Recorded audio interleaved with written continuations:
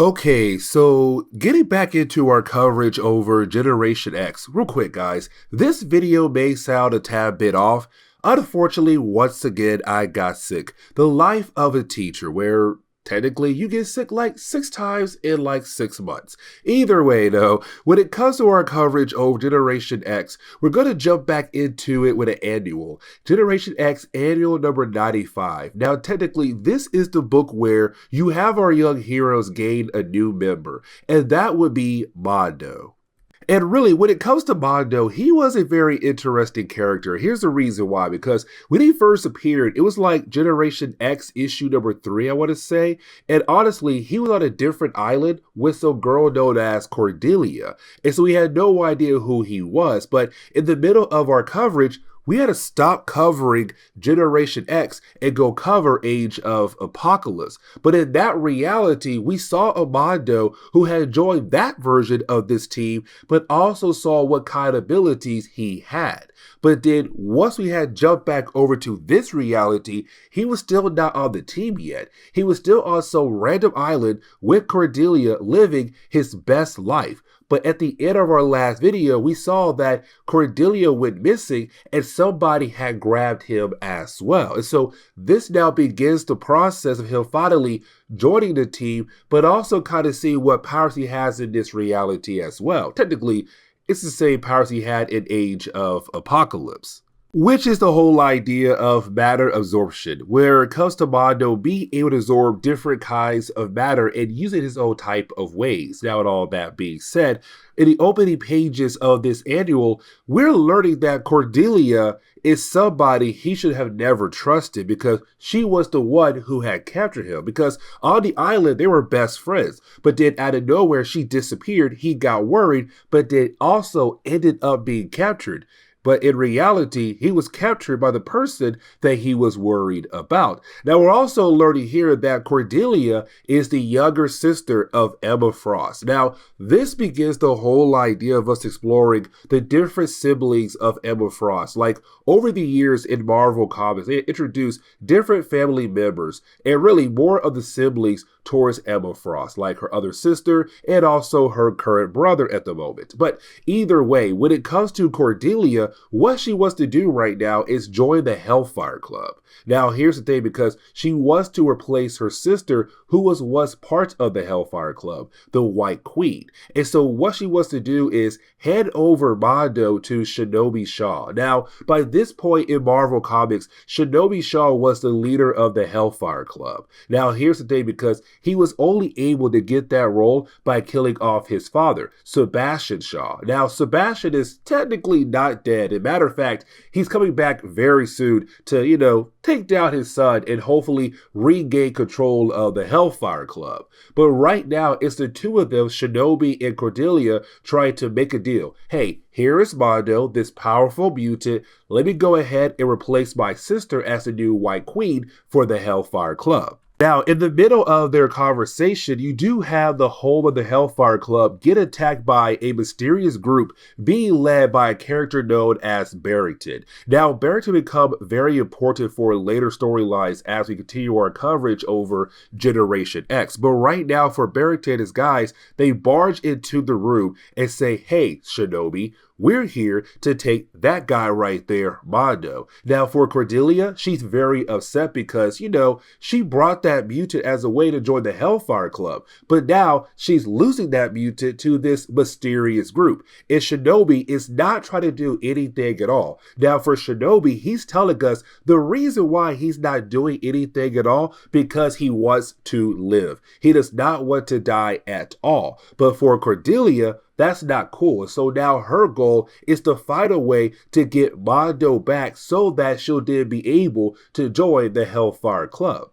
And of course, that would be Generation X. As a matter of fact, we jump over to Jubilee and Pittis just hanging out, having a pool day. Now, by this point in our coverage, we don't know much about Pittis just yet. All we know is that, well, her powers, and she was a prisoner to Implate. And that's really it for her character for the time being. But while you do have the two ladies have a pool day, in the middle of that pool day, she has a seizure. Now, you do have Emma Frost Frost be able to tell Jubilee and Banshee that she'll be okay. But the problem is that you have Banshee say, don't worry, we'll try to figure out what's wrong with her and she'll be back to normal. But for Jubilee, the girl has never been normal because they don't know anything about her. And ever since she has been here, they have been trying their best in different types of ways to learn something about her or how to at least help her, and they can't. And so for Jubilee, it's kind of like, how can you sit here and say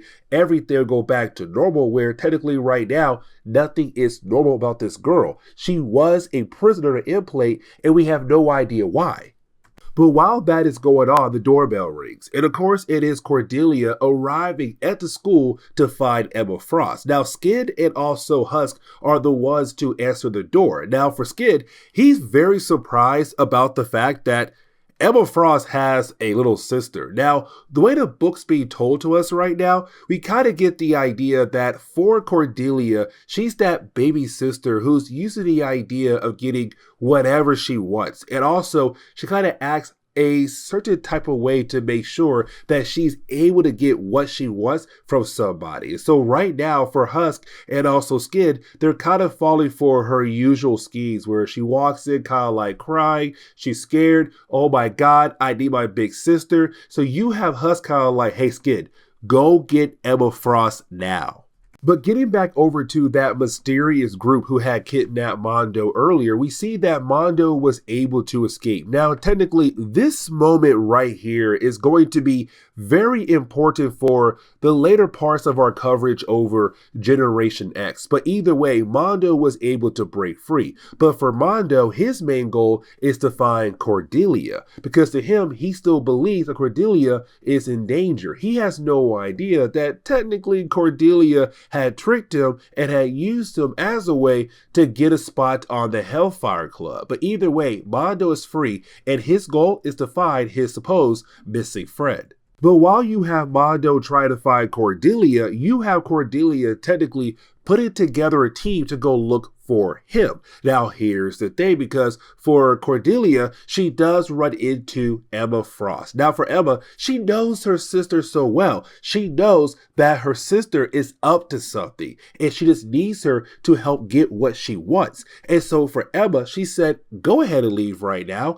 I don't want to help you, but on top of that, I have a school to run. Now, we also learned here that for Emma Frost, she's not really able to read the minds of her family members. So for Cordelia, she can't figure out what Cordelia is truly up to, but she knows her sister. She knows that she has to be up to something. Now, Cordelia does tell Emma like, hey, listen, I need your help to get my friend back. Of course, talking about Mondo, where you do have Emma agree to help Cordelia to find Mondo. Now, for Mondo, he has no idea what exactly is going on here. All he knows is that technically he's being hunted down by a group of people who want him for some unknown reason. And so for Mondo, his main goal is to blend in with the crowd of people. The problem is that this mysterious organization, they have a way to track him. They have a way to find him. And so unfortunately, he's found it just like that.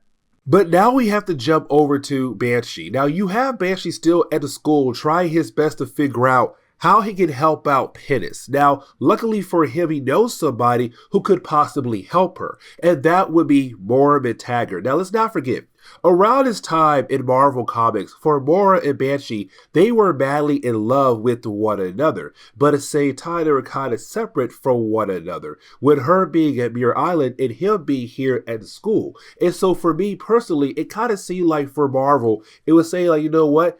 Take these two characters and push them in separate directions. So for Moira McTaggart, the possibility of getting back with Charles Xavier, or for Banshee, the possibility of getting with Emma Frost. But either way, for Moira McTaggart, she is somebody who has studied mutants over the years, and so most likely she could possibly figure out what's going on with Penance to hopefully save her life.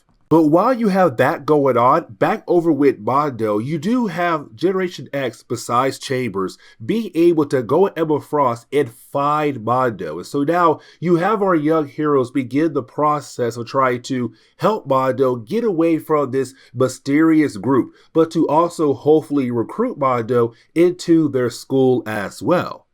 But as we jump over to Mormon Taggart and Banshee's conversation, it's really more of Mormon Taggart telling Banshee like, hey, I can help her, but the only way for me to help her if you bring her over to Muir Island, where I can then work on her. Now, this is the first time you're having these two characters talk to one another. Like the first time they have ever sat down and talked to one another when it came to Mormon Taggart now having the legacy virus. And so for Banshee, he hates the idea of going over to Muir Island to see the woman he loves so much, but knowing that she is going to die because she has the legacy virus. But for Mormon Taggart, it's kind of like, hey, the world cannot just stop because of me dying. We have to continue on. And so either way, you do have the two characters express their love for one another, but either way, they both got to move on. As we switch over to the situation going on with Mondo, it does get wrapped up very quickly here because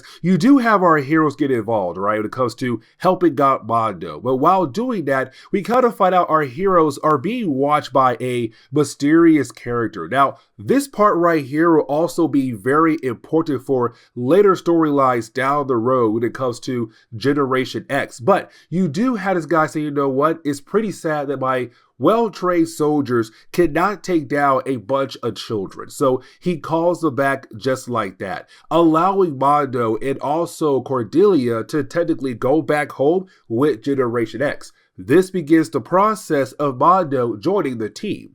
But not Cordelia, because you have Emma tell Cordelia like, hey, you know what? It's cool and all that you came here, you asked for help, I helped you all, but I know who you are, Cordelia. I know you're very sneaky. So here's the thing.